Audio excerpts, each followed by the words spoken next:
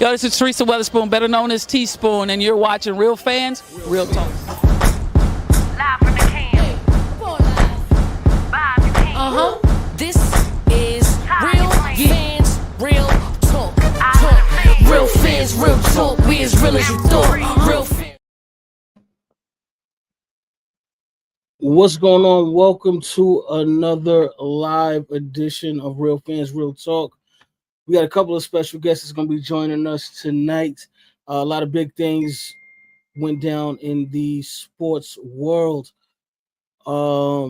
Big boxing fight, Terrence Crawford becomes the undisputed champion, beating Canelo Alvarez, which we're going to talk about that a little bit later. Week 2 in the NFL is almost over. 2 games going on tonight. And then Major League Baseball, Yankees looking really good right now. Mets not so much, unfortunately, for my co-host Eric Sanchez.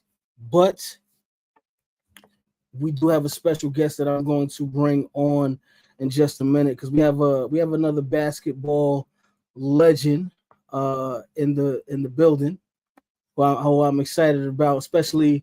And we're going to talk about this a little bit later too. The WNBA playoffs just started. Of course, the New York Liberty did what they were supposed to do yesterday as well. They're trying to get that championship back to back. So, we're going to talk about the WNBA playoffs in just a minute.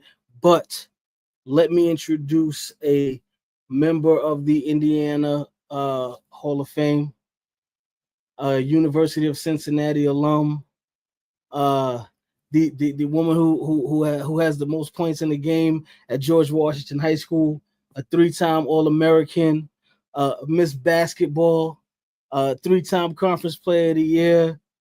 You know what? No, I just got to bring on right now. It's too much going on. I need to bring her to the stage. Cheryl Cook, welcome to Real Fans, Real Talk. We appreciate you so much for joining us. Thank you. I'm grateful for you all having me. Appreciate you coming through. We've been getting hit up the past 2 weeks. As soon as we scheduled you, we've been getting hit up with the supporters. Hey, listen, yeah, we got our questions ready. We've been doing our homework. They ready to talk to you. I'm definitely ready to talk to you. Let me go on to one of these fan questions. First of all, shout out to Kyrie Thompson. He was in here early today. He was in here at 12:23 this afternoon, sending in these comments for you. So he Okay, says, my brother. Miss Cook, talk about your upbringing growing up in Indiana. Did you have a big family? I had a very big family. It was 8 of us, and I had 6 brothers, 2 sisters, and I was fortunate enough to hone in my basketball skills from Naptown at that Tallville area. So I'm very proud of where I come from, and I'm hopeful that I've made everybody proud in the state of Indiana. Nah, that's a beautiful thing. Shout out to Kyrie. Shout out to Pooh, who says, who was the first to put that rock in your hands? The neighborhood, my brothers, and it was God, right? This is all by divine intervention. I had a dream and said, guess what? This is what I wanted to do as a career. At that time, it was not popular. But my city is my state is a basketball state, so I had no choice, and I'm glad because I was able to see every country in the world. So, but yeah, I would say my brothers, and I also would say the city of Indianapolis and the state of Indiana. All right, so I want to go back. We're gonna take it back a little bit to high school. Most points in the game at George Washington High School. Just talk about the experience during your high school career, and then being a 3-time All-American. Folks don't know this, but I was a 3-sport All-American. I ran the state track. I won the state track in hurdles, 110-meter hurdles, and I played volleyball. I was an All-American, and I was fortunate enough to pick that ball up, and I became a 3-time All-American, 3 sports All-American. So I'm pretty happy about that. Love it. Pool says, when did basketball somewhat become easy to you? I knew I had a knack for the game. I was a student of the game. This is when it wasn't popular for women to play basketball. But I did a lot of reading, and I made it sure that I honed in on being a student of the game first. And then I knew I wanted to be great. So, my mother was fortunate enough to give me a personal trainer. His name is Lyman Battles, for the Police Athletic League. And he helped hone me. And, I had coaches as well in Indianapolis as well, Coach Payne. But my beginnings, my humble beginnings were, if this is what you want to do, we're going to assist you to do it. And I didn't have a normal childhood at all. And I don't take anything for granted. I'm humbled. But I started it. They said, if this is what you want to do, let's get it. And while my friends was out playing, I was honing in on my sport to make sure that I was the best at it. And I didn't care. It was all about winning, and it was all about team, and it was all about staying humble and remember your humble beginnings. So now, when you putting up these 51 points, that's the school record. What's going through your mind? Because it's like at that point, the basket got to be 8 feet wide for you. After the first 20, you was cooking. So just like talk to us about that night. You know what? Let me just say, it wasn't just me. It was a accumulation of family support. It was accumulation of community support. Um, that night was so surreal because I knew that we were onto something. When they gave me the ball, and the expectations was, guess what? We know this is what you can do. We know that you've worked hard for it. And I'm telling you, every time I touched it, fortunately, I couldn't miss. And I ended up having 51, and it still stands to this day. And I just have a lot of people to thank, because it just wasn't about Cheryl Cook. It was about representing George Washington, because we had some legends come out of there, and I just wanted to be one of them. Got you. Let me go to Ron. Ron says he wants to know about any state titles in high school. In your senior year, you averaged 29.7 points a game, 12 rebounds, 7 assists, all around play. So that's almost Oscar Robertson numbers there. You know what? Let me pay homage to Oscar Robinson. He was from Indianapolis as well. He went to George Washington, and I had studied him as well. I studied Steve Downing, Billy Keller, Larry Bird, all of these guys. So I knew that I wasn't trying to be any of those guys. I just wanted to be Cheryl Cook, and I wanted to ensure that I represented my state as well as my family and my community well, by staying humble. Yes, I averaged 29.8 points a game, and, 3-time All-American, and had an opportunity to go over 300 schools. And, I just give thanks to God and give thanks to the coaches and my teammates, because without them, none of this would be possible. Okay, so why the University of Cincinnati? Because you just said you had over 300 schools that you could have went to. What made you come to that decision? I was so used to and accustomed to my city and my state and my parents being able to see me play, and my brothers. I knew for a fact that the colleges at that time made promises to you that will fly your parents and fly your family to every game. And I knew up the road was Cincinnati, and actually they stressed academics, and my mother was real heavy with academics, and we're talking about, if you didn't, get the grades, you couldn't play. No matter how good you were, you're not bigger than the game. So why I chose Cincinnati is because, again, it was close proximity to Indianapolis, and I was able to have fans from Indianapolis, family support, to come up and see me play. Mm. Okay, so what would you say at that time the top 5 schools that recruited you? UCLA, South Carolina, Old Dominion was a big school at that time. And I would say, who else? Old Dominion, University of South Carolina, UCLA, and also I would say USC, University of North Carolina, and I can go on. Now, is this US? This is USC while Cheryl Miller is still there. Cheryl Miller is probably a year younger than me. So she Okay. wasn't there at that time. Okay. All right. Michael Alexander says you win Miss Basketball in 1981. What did winning that mean to you? You know what? As a matter of fact, I can actually vividly remember this. I was in class, and they made an announcement over the loudspeaker, and they announced me as the 1981 Indiana's Miss Basketball. And I'm like, you know what? This goes to, again, the city.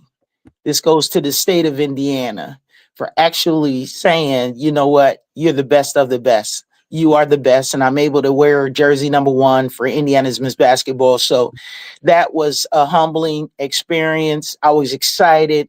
My teammates were excited. I'm hopeful that I know for a fact George Washington High School was excited, because guess what? There's a lot of legends that came before me. So when they gave me that opportunity to represent wearing Indiana's Miss Basketball number 1 jersey, I did not appreciate that. I was so excited, and I had to run home and share with the family, because all my hard work had paid off. And then now you mentioned you were All-American in 3 sports. Shout out to Tito. He says, Cheryl, you were a track and field star too. Yes. I end up again winning the state. I wasn't supposed to win the state. I was second best. I always had the second best time in the state and also in the nation. And and with my competitive spirit, I say, guess what? I have nothing to lose. I have everything to win. And I knew for a fact that I've always carried the state of Indiana on my back. And I say, guess what? Whatever I got to do, I'm going to do. So I prepared long and hard, and I became, that state champion in the 110-meter hurdle. So I'm ever grateful. I'm humbled, and I represented my city well. So basketball, track and field, and the third sport? Volleyball. Volleyball, okay. What was that like? What was your volleyball experience like in high school? You know what? I was a jumper, right? So it was nothing for me to spike the ball over the net and send the ball, where the girls cannot retrieve it. But being a part of that team, and also I had also had a personal trainer that also, he was an actual college athlete at that time. And he came and he put in time with me because he saw the ability that I had to be possibly an Olympian volleyball player or track runner for the Olympics or basketball. So he honed in on me, and every day I practiced whatever I needed to do to be great. That's what it was going to be. And I practiced, and thank God the results end up being that. And, I end up being a 3-sport All-American. Did you, in college though, you only play basketball? Yes, I only play basketball. Exactly. Did they want you to run track or play volleyball, or they just wanted you to focus solely on basketball? I had an opportunity to run track for the University of Cincinnati, but I just chose to concentrate on my grades first and then concentrate on basketball, because again, with prayer and, my humble beginnings, it was basketball. That's my love, basketball. What was your major? Communications. Okay. Let me go to G Suave. He wants to know, did Bobby Knight recruit you? Yes, he did. Wow. Okay. So because this is legendary coach Bobby Knight we talking about here. So yes. Did he reach out to you directly? Did he reach out to your coach, your family? How was that? He reached out to me directly. And it was a solid conversation in regards. It was a serious conversation that he was looking for a point guard, and not a one-dimensional point guard. And I tried to ensure that, that I played defense first, and then it constituted in me being an excellent offensive player. So he reached out to me and my parents, and he said I wanted her to come and be, because I was being recruited by Indiana University for women as well. And so when he did that, I was humble, and I said, you know what, I appreciate it, and I'm glad that you appreciate my ability. But he was a major coach, and with great outstanding and knowledge of the game. And you were also a Converse All-American. Yes. So what? Okay, so what is that like? What's the Well, difference between that and the regular All-American? Well, the Converse All-American is where it was one of those prestigious All-American teams that not a lot of folks make, right? You had Street and Smith All-American. I made Street and Smith All-American as well. But those different entities, they concentrated on the best of the best. And I was fortunate enough to be given the Converse All-American as well as Street and Smith All-American as well. All right. Ron says, talk about the process of making the 1983 World Championships team. Was it a tryout? Were you confident you could make that team? You know what? I'm so glad that Ron asked me this question because, no one, me personally, I had everything to gain and nothing to lose. And you had over 500 women there, right? And they had already played on previous international teams, and I hadn't. And when I got there, I went there with my mentor, my surrogate father, and it was just me and him and my coach. And I'm like, you know what? I can do this, right? Did a lot of praying, did a lot of soul searching, and saying, guess what? You want to show people what you got? Now is the time. So I get to Colorado Springs. There's 500 women trying to vie for 12 positions. And I had more to lose. Like I said, I had to do something that no other women were thinking about doing. And that was playing defense, right? Because we knew that I knew I could score. I knew I could score on the best. I could score with the best. But what got me on that team was playing defense. And I'm happy about that because defense, a lot of folks don't talk about that because everybody want to be a scorer. But I made sure that I had an all-around game, not just an offensive player, but a defensive player as well. So that's what got me on the team. And as a matter of fact, when I was named to the team, this would have been my first international team. They gave me a jersey that was already pre-planned out. So they crossed Yvette Angel's name out with white tape that you tape your ankles with, and they put Cook on it, right? So I did show them. I did come prepared, mentally prepared. And when I made it, and I was the top 12 in the world to make it, again, I'm always going to rely on my faith, and I'm always going to rely on my ability. So no matter who was in front of me, I was able to say I can compete with the best. Now, as great as you were on defense, though, like we act like you weren't just as great on the offensive end of the basketball, because you are still, if I'm not mistaken, the all-time points leader at Cincinnati, as well as your high school. Yes, 41 years later. Okay, so because I know you was really great on defense too, but we got to talk about the offensive accolades as well, because that's a big deal. Still having the record, the all-time record for points scored in both your high school and college. That's a very big deal. So, and that's what I want. And that's what I want young people, not to cut you off, and that's what I want young people to understand, that defense translates into offense, right? And if you're a student of the game, you know that. And I want you to know that.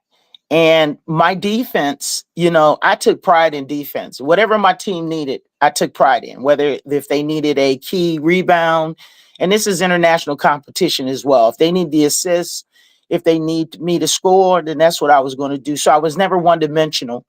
And I'm just happy that God, graced me to have this ability. And I'm forever grateful. Let me go to Pooh has a question. You guys lost twice. You guys lost to USSR 85-84 and then 84-82. What was it that y'all couldn't get past them? And she says Julana Samova was a beast. Uliana Simonova, she was 7'6", and we end up beating them for the only U.S. team ever to beat the U.S. the Russians when it counted. So we beat the Russians. We won a gold medal. I was happy about that because we couldn't get over that hump as a U.S. basketball team. And we did that. And we had an amazing team assembled. And me personally, I call it the best team ever. We did it. I was glad to be able to represent my country. And I'm glad to bring home the gold. Oh, did you say she was 7'6"? Is that what you said? 7'6". Her name is Uliana Semenova. She's passed away. Let her rest in peace. But 7'6". Who was the tallest person on y'all team, on the U.S. team at that time? He was 6'10", and Donovan for Old Dominion. That was our center. Wow. Okay. And then you were also a 3-time Metro Conference Player of the Year. Mm-hmm. Yeah. Talk to us about that. Me personally, I was never a player that set out to, get accolades or, it's a team sport. There's no I in team. And again, whatever my team needed, if they needed me to score, then that's what I was going to do. If they needed me to rebound, that's what I was going to do. And I'm fortunate enough for the committee to see my ability on the court and what I can do. And yes, I was 3-time Metro Player of the Year, and I'm pretty proud of that. But most importantly, I'm proud because I've had teammates that, guess what? It took those folks to give me the ball. It took those folks to have confidence in me, to ensure that, guess what? They knew where my spots were on the court. They knew, and guess what? I played 5 positions. So you really couldn't deny that. So whatever my team needed, and like I said, it's a team sport. So without them, there's no me. Hey, for everybody that's watching, I know some people hit me up saying that the live on Facebook wasn't working. So don't worry, I'm gonna post the interview once we get off the air tonight. I'm gonna post it. I'm gonna send it straight over to Facebook. So if you couldn't get on the live on Facebook, you'll be able to watch it right after. But if not, you can still get on the live on YouTube. We just throw the YouTube up. You guys, youtube.com/For the Fans Productions. You can always go to the YouTube or to the website to realfansrealtalk.com and you can watch it as well. I do have a question from Facebook though. Shout out to Imani. She wants me to ask you how it was playing with LaTanya Pollard. You know what? LaTanya Pollard was the best to ever do it. She was the best shooter that I've ever seen in this game. And I don't think they give her enough credit, but I'm going to pay homage to her. She was the best out of Gary, Indiana. And when I met her, she was just an amazing person, more so than an amazing basketball player. But when you talk about outstanding players, she should be one of the players that we most definitely hone in on. And LaTanya Pollard was not only a great player, she was a great teammate. We won together. We cried together, and guess what? We both were from Indiana, so that's what made me most proud. Let me see. We got over here. Hold on one second. Well, okay, you know what? Actually, this is something that I want to know. Your top 5 all-time women's college basketball players. I would say Cheryl Miller, number 1, Lynette Woodard, 2. LaTanya Pollard is up there. Janet Lawrence, Braxton Lawrence, and hell, I'm gonna put my name in it. Cheryl Cook. Love it. All right, let me go to G Suave. He says, then in 1983 Pan Am Games, y'all win gold going 5-0. How was it playing for Pat Summitt? A lot of OGs say this roster can go against any USA team. That's the roster that I was speaking about. I'll put that team up against any team. And to be able to play for Coach Summitt, let her rest in peace, taught me a great deal about being a student of the game, making sure that you concentrate on the little things, making sure that we practice how we played, making sure that we believed in each other. And it took to all of us to win that gold medal. And I'm forever grateful for Pat. I'm forever grateful for the lessons that she taught me. And I stand on some of those principles today with the work that I do today. All right. And hold on. I see one more from G Suave. He wants to know about Janice Lawrence. Janice Lawrence Braxton, let me tell you about her. Janice Lawrence was about 6'2", and I might give or take a couple inches. And she did a bank shot. That's when nobody was doing banks. And that was her primary weapon that she had. But not only was she, like I said, she was one of the best power forwards there was. Humble, you know, just an all around great person, great teammate. And even to this day, Janet and I become, you know, we're still good friends. Matter of fact, I just so happened to see her, and I didn't know she was living in Ohio as well as myself. And we ran into each other and we hugged it. And we just, once a teammate's always a teammate, it's about a sisterhood. And that's the sisterhood that I wear down for the University of Cincinnati. Let me throw in the plug. Um, and you know, when you play with great players and you become family, because we traveled so much together, we practice so much together, you do become family. So she's one of the best to ever do it as well. What is it like for you going back to Cincinnati? You know, it's always a treat to be able to breathe life into these young people and let them know that guess what?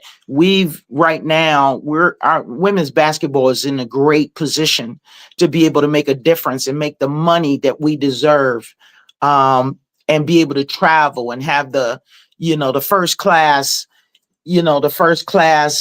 endorsement deals. So I'm excited. I always want to go back.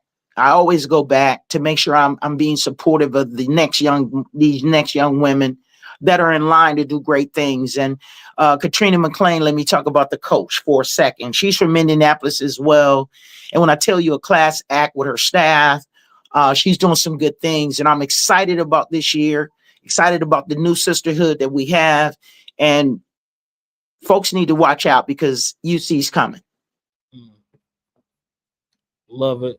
And Lynette Woodard, what made her so great? I can actually remember because she put in the time and she put in the effort. And 3:00 in the morning, you can hear somebody at the top of the building that we were in, and we were in the athletic village. She's up there jumping rope, and I get up and I go up and I see, and it's wood.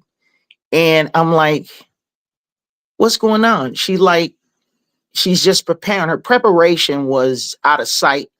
Her and I also ended up trying out for the Harlem Globetrotters together. And I don't think a lot of folks know that. But when I tell you a class act, she's a class act. She coached at the University of Kansas as well. She played here in Ohio with the Cleveland Rockers. And I also want to talk a little bit about that because I'm hopeful that, that I'm going to manifest through your show. That's where it's going to lead me, being a player personnel in some capacity, whether it's if I can be a player development personnel, because the Rockers are coming back here to Cleveland. I just want to be a part of that franchise. So that would be dope. We definitely going to speak that into existence. Absolutely. All right, let me go to Ron. He wants to know, he says, Cheryl Miller, you played with her, practiced with her. Was the hype real? What made Cheryl good as a player to you? Cheryl was good because of the size that she had, the things that she can do with her size. She was a go-getter. She was hungry. It was all about team with her. But now when you talk about GOATs, I would say that's my GOAT because of the fact that having that size and that ability to be able to score wherever on the floor, you give her the ball, all you have to do is move out of the way, right? So I just respect her ability and her size and the things that she can do. And she was a winner. She was a champion.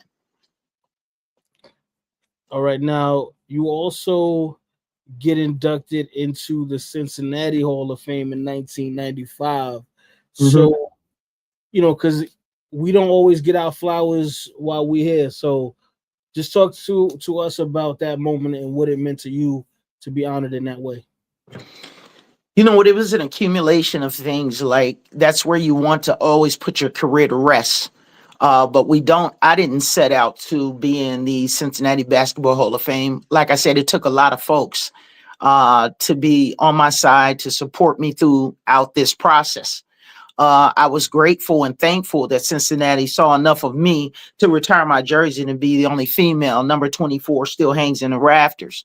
But I just want to pay homage. There's a heck of a lot of folks that I can thank, starting with my mother, my brothers, my sisters, the community, Hallville, the University of Cincinnati, because again, for them to recognize me and say, guess what, you're the best to do it, to ever do it here.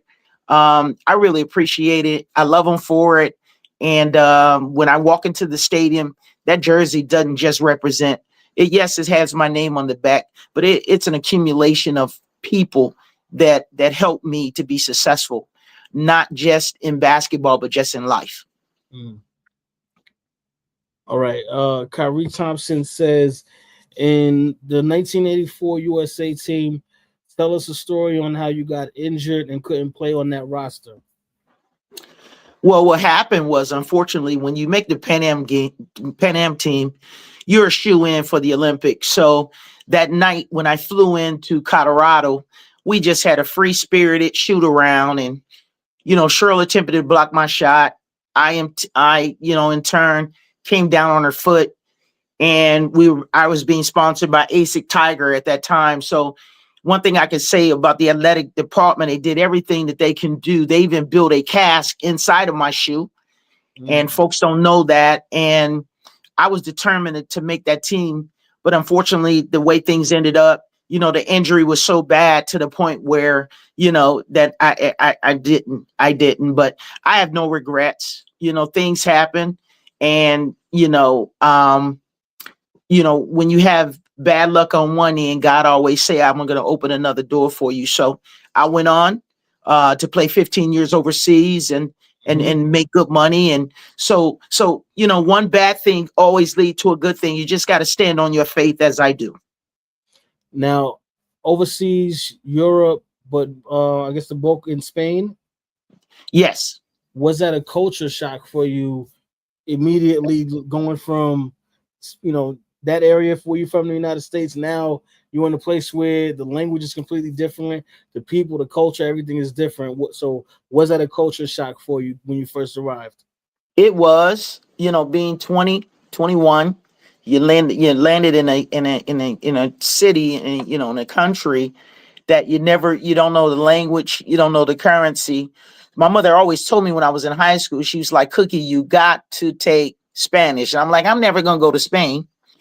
And fortunately enough, once I graduated and came off that stage, my agent said, Cookie, guess where you're going? You're going to Spain. So I ended up in Madrid at first. And again, being 20, 21, it was a culture shock, but the ball was the same. Yes. So once I got to the gym, hey, I was where I needed to be. And I ended up leading the whole country in scoring at 38 points a game. So like I tell you, God's show has a funny way of showing up, and I'm always going to stand on my faith. But it was a culture shock. The food, I end up immersing myself. I took a crash course at the University of Madrid because I thought that they were ripping me off and I wasn't getting all my money. So I would call my agent and I'm like, Bruce, I'm not getting all my money. At that time, $10,000 a month was a lot to some people. It was a lot to me. And he was like, Cookie, you are. But they were actually ripping me off because I didn't know the currency. And then I took a crash course at the University of Madrid and I knew how to ask for cambio. That means I need my change back. So you immerse yourself in the community, in Madrid, and folks, they were aware of me. I ended up being in the paper. They called me the Michael Jordan, of female basketball while I was over there. I ended up, starting in Madrid. I ended up going to Segovia. Then I went to Tenerife, the south of Spain. And then I ended up in Italy for a stint. What's the biggest difference, if any, that you saw in the European game as opposed to American game? Well, I think we were more received overseas, unfortunately, at that time. They were big with women's basketball, right? And you would think in your own country that they would hone in at that time and say, I didn't have to come over here and play.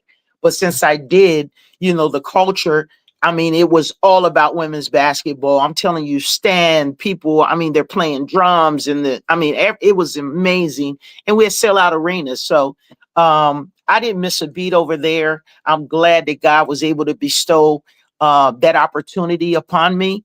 I wouldn't trade it for the world. I tell any young people, there's only certain positions, in the WNBA.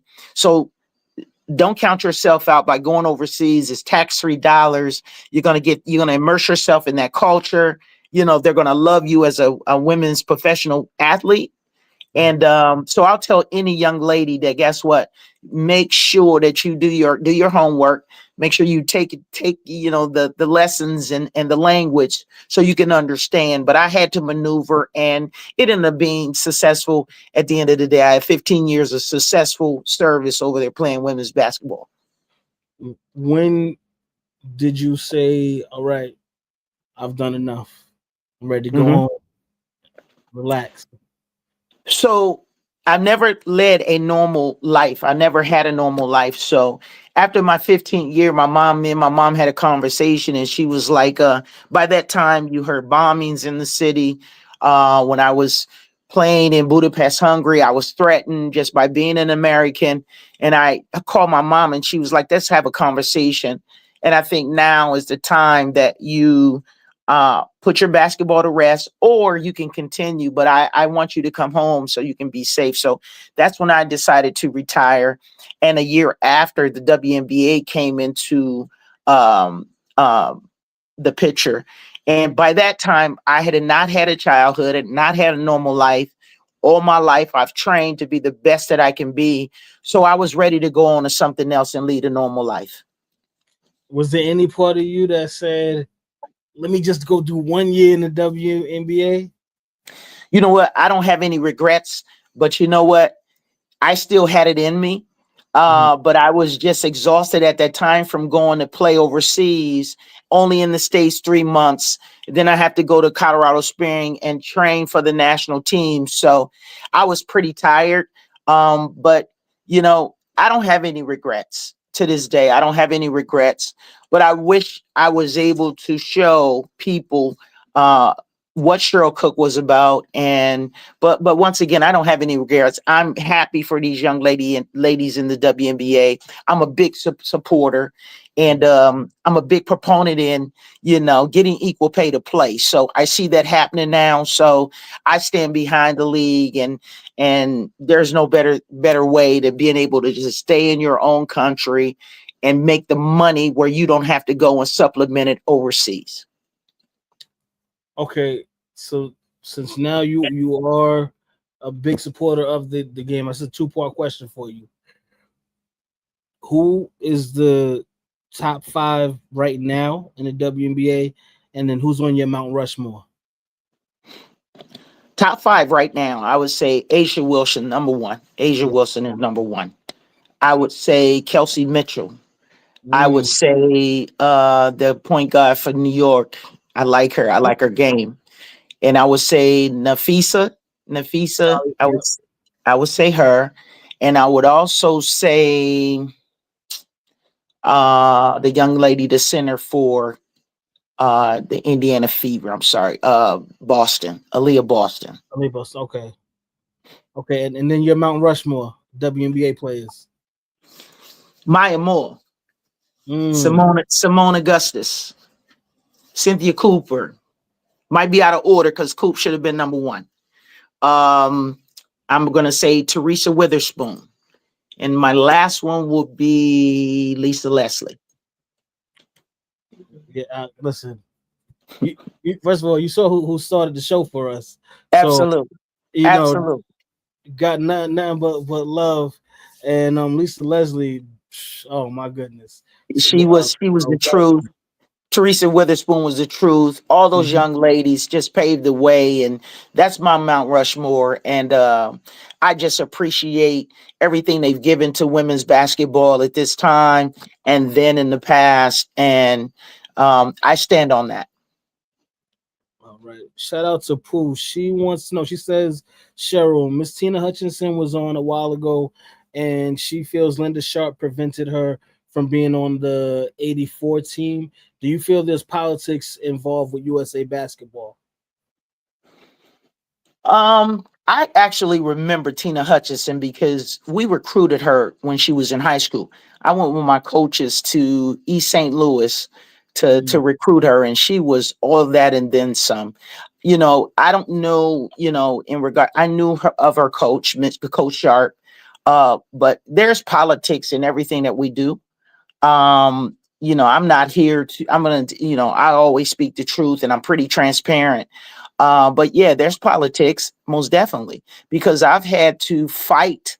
When I say fight, obviously not physically, but to let them know that guess what? I belong. I belong here. I belong on this national team. But it was also blood, sweat, and tears that I put in. I put in the work to say, guess what? You guys are not going to overlook me. I'm going to show you everything that I got. And guess what? That's the year that Kim Mulkey, was the point guard out of LSU. And I made sure, guess what? She obviously I like her, she's a wonderful person. She's a wonderful coach at this time. But politics is in everything. It's in everything, unfortunately, and people just can't hone in on your actual national ability. But Tina Hutchison had it. She had it. And when I tell you score from anywhere in high school, but we tried to get her to come to University of Cincinnati, and that didn't work. But that's okay. So, but she was an amazing player as well. All right, let me ask you this: who was your toughest guard, and who was the person that would give you fits? Probably my teammate Cheryl Miller. I went up against her for 3 months competing, but guess what? She thought she was the best. I thought I was the best, right? So what better scenario than put us together on a team? And I know we were, competing against other teams, but we made each other better. I'm hopeful that, she can say the same. But I can tell you, she was one of the toughest guards, and as far as in the United States and overseas, it was a young lady from Brazil. Her name was Hortensia. And when I tell you can do it all, she can do it all. She was a Brazilian player and she played multiple positions. And again, she gave us fits, but we knew how to stop her, because if it's just her that we have to stop, we were going to do that. And no matter what, we were coming home with that medal. So, all right, because I know sometimes in practices, y'all get the one-on-one going. So did you and Cheryl play one-on-one? Yeah. Coach Summit was our coach, and she stopped me, and you know what? It didn't sit well with me when she said, because again, I'm going to play defense. And again, I don't care who you put in front of me. So I was playing my toughest defense, because the way you practice is the way you play. And I ensured that she didn't touch the ball. Yes, she got it, but it was a tough matchup. But coach stopped the practice and said, do you know who you are checking? You're checking the best damn player in the world. And with that, it just lit fire in me to say, guess what? I'm one of the best damn players in the world as well, because I've made the top 12 team. And so that right there lit a fire under me that, guess what? It's even lit to this day. Every time I think about it, the job that I do now, I run a juvenile prison. I am competitive, and I don't care what you're talking about. I want to win in every aspect of life. Love it. Let me go back to G Suave. He says you were the number 6 scorer as a junior, averaging 27.4. Number 2 as a senior, averaging 27.5, getting buckets. How effortless was it for you to get to the basket? I've been playing with men all my life. Again, when I used to play at the University of Cincinnati, folks don't know it, but Coach Huggins, he knows it as well, because he invited me to come to his practice after our practices. And I practiced with the men after I left the women's practice. And I would go and I would practice with them, and I'm checking a guard, or a guard's checking me, Junior Johnson, and he tried to check me. And I was so used to and accustomed to playing with men my whole life. And that's what, kind of pushed me over the edge of being one of the top players that I am, because of the men. And I practiced with him, and he tried to check me and ended up breaking his finger. Um, so I mean, there's stories, you know what I'm saying? There's stories. You can ask Coach Huggins about this, and he'll tell you. And then when he also named me the best point guard on campus, I took it as, hey, thank you, but we're here to play. I'm here as a woman basketball player to let them know that, guess what, I can do this too. Because I'm telling you, the men back in Indianapolis, Indiana, they prepared me for whatever that was in front of me. And I was a winner. And I wasn't a graceful loser at that time, but I just pay homage to all the men back in Indianapolis and Naptown that helped me get where I am to this day. I know you talked about it a little bit, but Kyrie wants to know. He says you played in Italy and Spain. Did you really average 38.9 points per game in Spain? Talk about your time playing overseas. Did you play against some names that we may know? Well, overseas, I played against some top young ladies, but I don't think you guys will remember them. But yes, I averaged 38 points a game in Spain. And then once we got to Italy and once I got to Italy, and then I ended up averaging 27 over there. So when you make it to overseas to be able to play, they don't take it as a job. That was my job. That was a club sport for them. And I knew that I still had that fire, coming from college, the University of Cincinnati. And this is just what I did. I mean, I respect the game, and I wanted to do the best. I wanted to be one of the best in the game. So that's why I played so hard. And the points came. And I enjoyed all my time overseas. And like I said, I was more than just a scorer. So I just want also folks to understand that as well. Okay, Pooh wants to know about your tryout with the Harlem Globetrotters. You know what? I was fortunate enough to be one of the top 10 players in the world to be able to become the first female basketball player to ever play for the Harlem Globetrotters. They flew me out to LA, me and Lynette and 9 others, 10 others, whatever the case may be. And we end up playing. Magic ended up being in the stands. Magic Johnson showed us a great time while we were in LA. I knew I had nothing to lose, but I had just signed my biggest contract overseas, and this opportunity would have been great for me. I gave it my all. They were turning me into a dribbler. But when you start talking about politics and everything, I think that took, because, Lynette Woodard, she was one of, obviously, my teammates, but I didn't know at the time that Geese Aubrey was her cousin. So they lined us up, after the final practice. And then when they called her name, the element of surprise were gone, right? You had all the European media here. You had all the national media here. And then, like I said, I had nothing to lose. I had so much to gain. And I always go into tryouts. I always go into practice like that. And I was happy for her.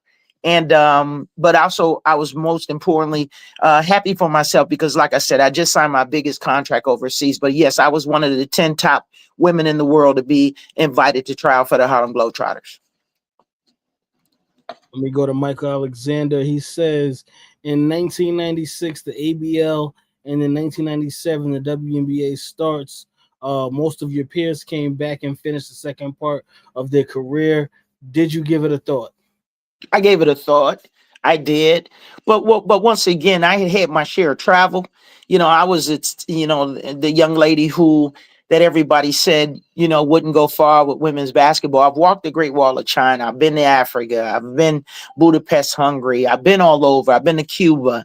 That's just to name a few. So I was happy and I was content. But I also was tired after that, because I started this game. When I say this game, I started practicing for this game and to be great at 12. I was practicing becoming a professional athlete at 12. I'm up at 6. I'm in the swimming pool. I'm on the track. They got me running straights and walking the curves. Now I'm in the gym shooting 1,000 shots, 1,000 free throws. And I did this for years. That was my regiment. I couldn't go out and enjoy my friends. I couldn't go to your typical, high school parties or you know what I mean? Yeah. So if my mother stated, if this is what you want to do, I'm going to get you a personal trainer. This is what's going to happen. I did it. And from 12 on to 21, guess what? That was a lot of sacrificing. And after a while, guess what? I have no regrets. I'm blessed. Let me go to Ron says, Cheryl, how many Hall of Fames are you in? Do you ever sit back and say, I was the ish? Imagine if the WNBA started in 85. I'm in the Cincinnati Basketball Hall of Fame. I'm in the Indiana Basketball Hall of Fame. I'm in the American Basketball Hall of Fame. I just went in with Pee Wee Kirkland, so I'll be able to talk about him a little bit because I just left New York last summer. We did a documentary together, but I'm in the American Basketball Hall of Fame. So it never gets old, and and like I said, I'm hopeful that I represented myself. Not only myself, but my university and the city and the state of Indiana. I'm hopeful because it wasn't just me. It was an accumulation of people that supported me along the way. And I take them into all the Hall of Fames. And I'm forever grateful. And I'm hopeful that I represent everyone well. And if he wants to say I'm the ish, then guess what? I'm the ish. Gotta love it. All right, so WNBA playoffs going down right now. First of all, who's your pick to win the championship? And you don't have to just say that Liberty gonna win back to back just for me, support. But No. Who you taking? I'm honest. It's going to be between. I'm taking Vegas. I got to take Vegas because of their depth. Okay, brother. But I think it's going to be between the New York Liberty as well and Vegas. Okay. And I got to take Vegas. I got to take Asia Wilson because she's the truth. When I tell you she's the truth, she's the truth. With that size and that mobility and to be able to shoot threes and you know what I mean? I just like how she plays. And but again, anything can happen, but I'm gonna stand with Vegas. Did you feel like she was the clear MVP of this season? Because I've been saying for the last couple of weeks that I think with the stretch of wins they had and the dominant play that she kind of put the stamp on the MVP. That's where I think that was an accumulation of that. I think that's when she stamped it with the 30 points performance and the 10 rebounds and the 4 and 5 assists. And then with the 16 game win streak, you know what I mean? You cannot question that. She's a true champion. She won in South Carolina. She won in high school, won in South Carolina. Amazing coach Don Staley. I love what she's doing at the University of South Carolina. But this young lady is a true champion, and I pay homage to her, and I give her nothing but respect because she's a class act as well. Yes.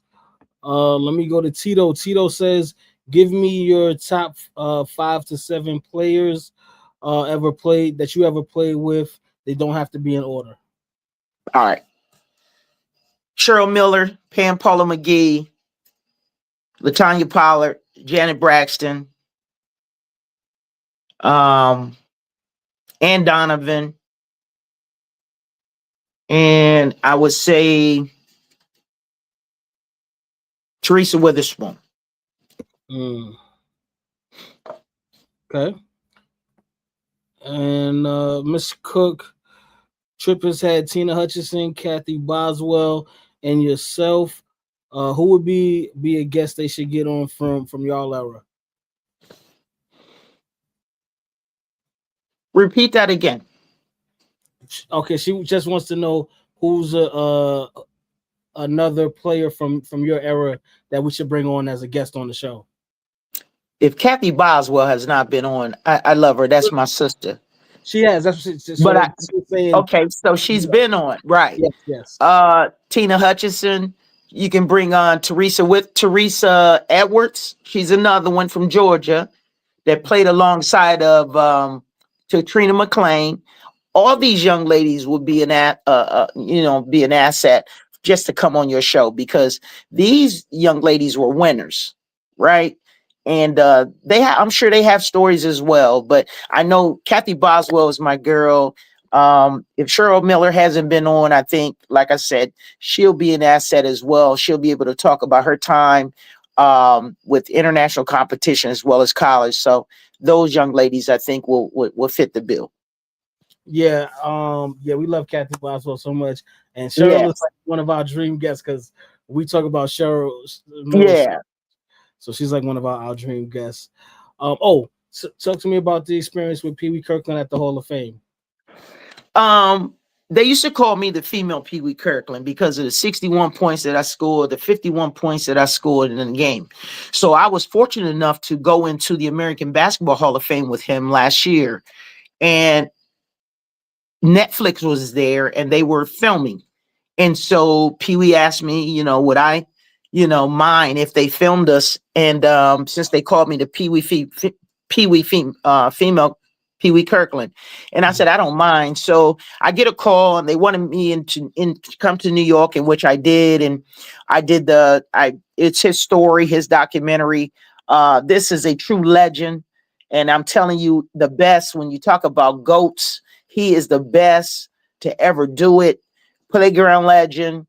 I mean, he has a story. I'm giving him his flowers while he here. So I took great pleasure in just being there to be able to give him his flowers while he here. So I did the interview for Netflix for Mr. Kirkland, and it's coming out soon. So just stay tuned.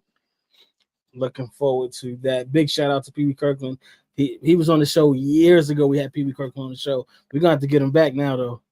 But I just spoke with him about 10, 15 minutes ago. Now him and his son, Lil P, we were en route to have a conversation in the studio with Shaq. So they're doing great stuff, and I love it, and like I said, Pee Wee Kirk and his family right now, always been family. Again, I've been a student of game, been reading about his life story ever since. And, I'm just happy just to be, compared to him on a women's level.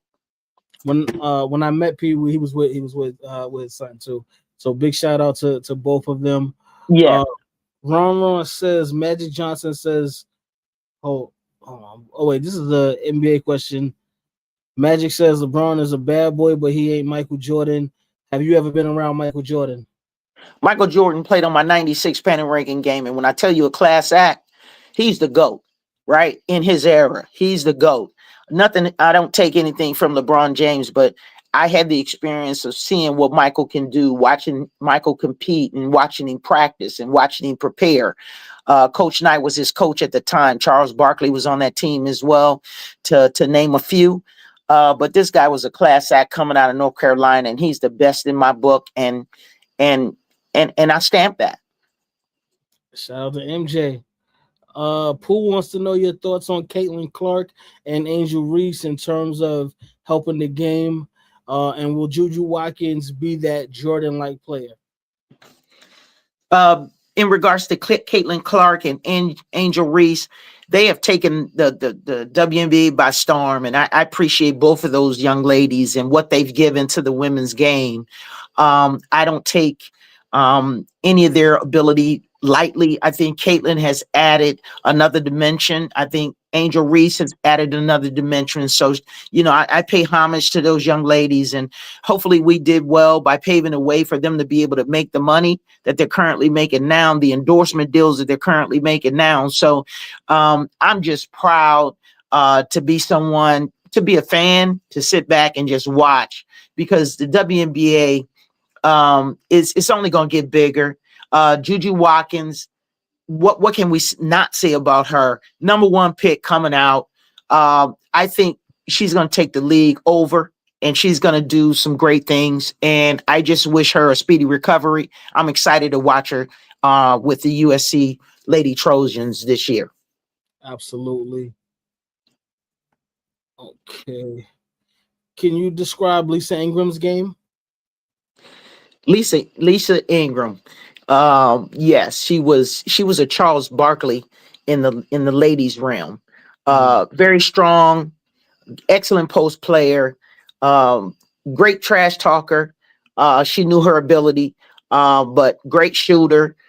She had an all around game as well. But I called her the Charles Barkley. She was the most highly aggressive, um, very agile for her size. But she was one of the great players as well. And then, Cheryl, I just got two more questions for you. One from the supporters, and then I'm going to finish it off. I got one last question for you. Pooh says, before you go, who's the best current WNBA player, and who do y'all both like to win it all? She says she's got the Aces, but the Lynx and the Liberty are tough. Stewie got hurt. I'm going to say Asia Wilson, and I'm going to take Las Vegas Aces to win it all. But other than that, I'm just excited just to be a part of and just to see history being made. Us being able to play on our home turf, getting paid for what we're worth, endorsement deals, being able to fly in private jets. You know what? I'm just hopeful that we, as the old players, open the door for these young ladies just to be successful and to maximize their financial abilities. Yeah, and as for me, Asia Wilson is the best player in basketball, hands down. Yeah. Absolutely. I'm pulling for the Liberty, but if Stewie doesn't come back, it's going to be very difficult for them to beat Minnesota or the Aces. So in that case, I would go with the Aces because they've been smoking hot. Yes, they have. And you know what? They're peaking at the right time. Exactly. And then lastly, Cheryl, just want to know what's going on with you now. Just give us an update. If people do want to reach out to you, do you have your social media? Mm-hmm. Right now, I'm direct deputy. I'm second in charge. I run a state-ran juvenile prison here for young male offenders, and I've been doing that. I'm almost on my 28th year. I love giving back to young people. These guys have had challenges, and I think that's my calling as well. I just want everybody, and I'm putting a plug out there, and I'm letting everybody know that I want to get into coaching. I want to be a special player development or just a recruiter for one of the WNBA teams. So I'm looking forward to applying to become a member of the WNBA with the Cleveland Rockers. So stay tuned on that. But what I do now is unmatched because, I'm saving lives and I'm hopeful that these young men that sit before me, that I can give them the lessons that my parents gave me, that guess what? Everybody deserves second chances. And I love them and I love what I do. And I'm going to keep doing it until, till God put me on another path going somewhere else. Well, Cheryl, I would like to thank you so much. I want to give you your flowers now. We appreciate you for coming on to Real Fans Real Talk and giving us the time to talk about your story and what's going on right now in the WNBA. So thank you so much. And if they want to get in contact with me, my name is Cook Cheryl, the number 24 at gmail.com. They can email me. They can call me 216-408-2991. I'm readily available to offer support, to talk to anyone in regards to the game, or you don't necessarily have to talk to me about the game. Just, I'm the encourager. I'm a positive person. And guess what? God bless everybody. And Cheryl, this is your first time on Real Fans Real Talk, but I'm hoping it won't be the last. It won't. I'll be back. All right. Absolutely. Good. Thank you so much. Listen, I'm gonna, guys, again, for everyone that was trying to get on Facebook. Once we get off the air, I'm going to upload the video to Facebook, and so you guys can watch. And we're gonna talk. We're gonna get ready to talk a little bit of boxing. We got the champ Justin Biggs in the building with us. I'm gonna bring him up in just a second. I just wanted to give Cheryl a chance to give us a final thought before she takes off. Hey, I'm forever grateful. Thank you guys for having me. And once again, Cook Cheryl, the number 24 at gmail.com. If you want to email me, I'll get right back to you. God bless and thank you, my brother. Appreciate it. All right. Thank you so much, Cheryl. We'll talk soon. All right. All right. And I'm Big Time Biggs is in the building, the WBC champ. We're going to be talking about that Canelo Alvarez and Terrence Crawford fight that went down this past Saturday. Once he turns his camera on, we're going to rock and roll and start talking about that fight, give you all the breakdown, let y'all know how Terrence Crawford was able to do what he did, which was basically pick apart Canelo Alvarez and take the belts. He got all them things. So once Justin Biggs is ready, I'm gonna pull him up on camera. Just let me know, Justin, when you are ready. In the meantime, though, before we get into the fight, I do want to send out condolences to Ricky Hatton, former boxing champion. He passed away this weekend as well. So I do want to send condolences out to the family and friends of Ricky Hatton. He was lost this past weekend. So rest in peace to Ricky Hatton. All right, I see Justin Biggs is. You got two windows open, Justin. Hold on 1 second, guys. All right, I got you on the stage. You just gotta turn your camera on. Okay, I see Justin is pulling up now. 1 second. Okay. All right, Justin, can you hear me? All right, just give us a second, guys. I'm gonna get Justin Biggs up here in just 1 second.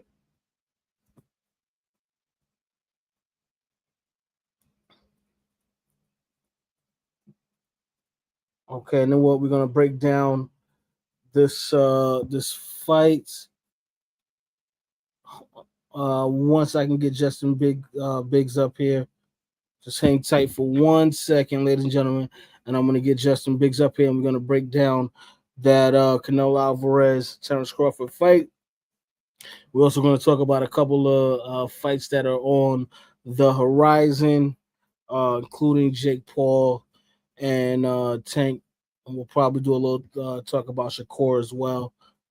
Hang on 1 second, guys. Okay, so I'm trying to get him back on just a second.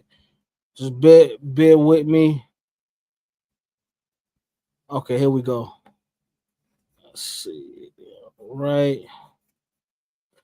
Justin, can you hear me?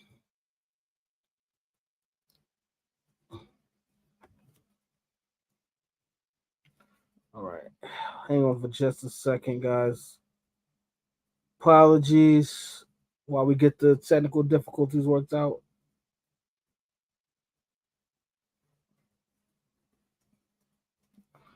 And then we're gonna get in. Why is it not letting? It's not letting Justin in. Something is up. Okay, hang on 1 second, guys.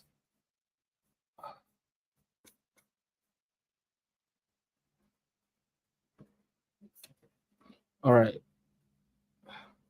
You know what, guys? What I'm gonna do is I'm gonna end this live, and I'm gonna come back in and create another live. All right, so just bear with me for a second.